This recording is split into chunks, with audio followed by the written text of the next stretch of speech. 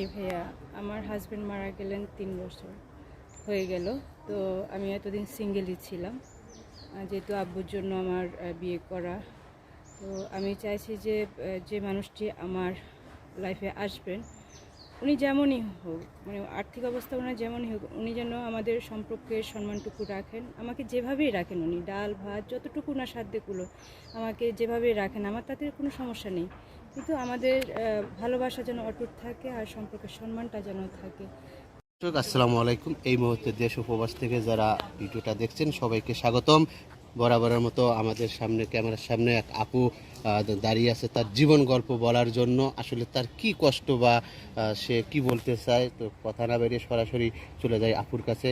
আপু আসসালামু আলাইকুম। ওয়ালাইকুম আসসালাম ভাইয়া। আসসালামু আলাইকুম। ওয়ালাইকুম আসসালাম। আপু কেমন আছেন? জি আলহামদুলিল্লাহ ভালো আছি। আপু আপনার নাম কি? ঈশিতা। ঈশিতা। ঈশিতা আপু দেশের বাড়ি কোথায়? কুমিল্লা। কুমিল্লা।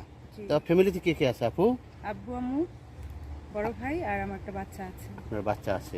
তো মূলত এখন আপনার বয়স কত? 28 বছর। 28 বছর। মূলত আপনি এখন কি করছেন? কিছুই না। কিছুই না। না। যেহেতু বাচ্চার কথা বলছেন, আপনি বাচ্চার বাবা কোথায়? বাচ্চার বাবা বাইক অ্যাক্সিডেন্টে মারা গেছে। বাইক অ্যাক্সিডেন্টে মারা গেছে না? জি ভাইয়া। কত বছর আগে? 3 বছর। 3 বছর। বাচ্চা কি আপনার ছেলে হওয়ার পরে না ছেলে হওয়ার পরে। ছেলে হওয়ার পরে? জি। আচ্ছা।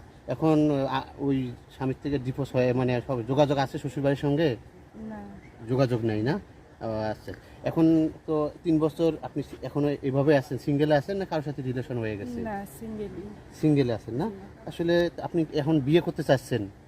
জি ভাইয়া, আমার আব্বু অসুস্থ হন।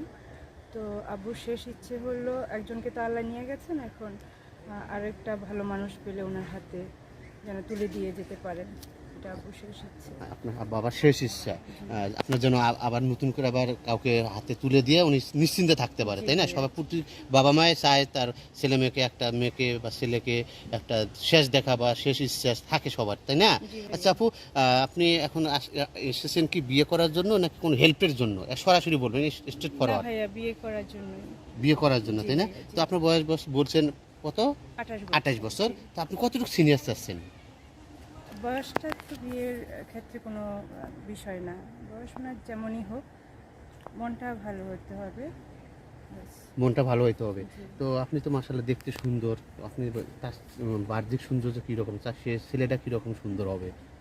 ছেলেদের নানান কোনো সৌন্দর্য হয় না, ছেলেরা নিজেরাই একাই 100, একাই সুন্দর। তার টাকা পয়সা কীরকম থাকতে হবে? টাকা পয়সা যেরকমই থাক, শুধু ভালো একটা মন থাকতে হবে, মন থাকতে আপনাকে টেক হবে। কেয়ার করবে, ভালোবাসবে। জি, তাই না আপু? জি। আচ্ছা, আর যেহেতু বলছেন আপনার স্বামী মারা গেছে, আপনার আগের স্বামী যে আপনাকে যেটুকু আদর করতো, আপনি কি নেক্সট যে আপনার জীবনসঙ্গী হবে, হাসবেন্ড হবে, তার কাছে কি ওইরকম একটু আদর বা ভালোবাসা চাবেন?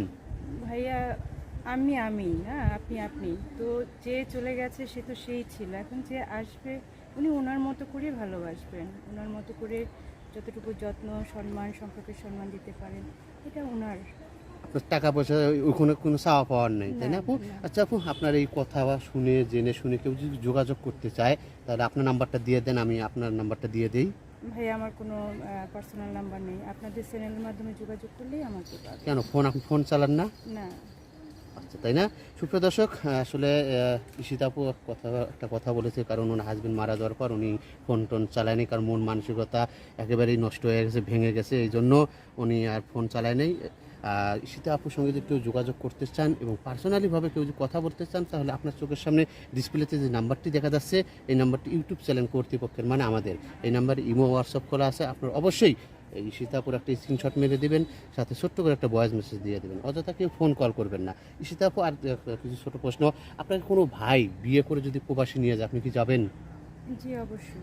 যাবেন না? জি। আচ্ছা, আর একটা কথা, কোনো ভাই যদি আবার আপনার বাড়িতে বা আপনার শ্বশুর বাড়িতে রেখে বিদেশে চলে যায়, সংসারে পারিশ্রমিক বা শ্রম করার জন্য যাবে, আয় রোজগার করার জন্য, তাই না?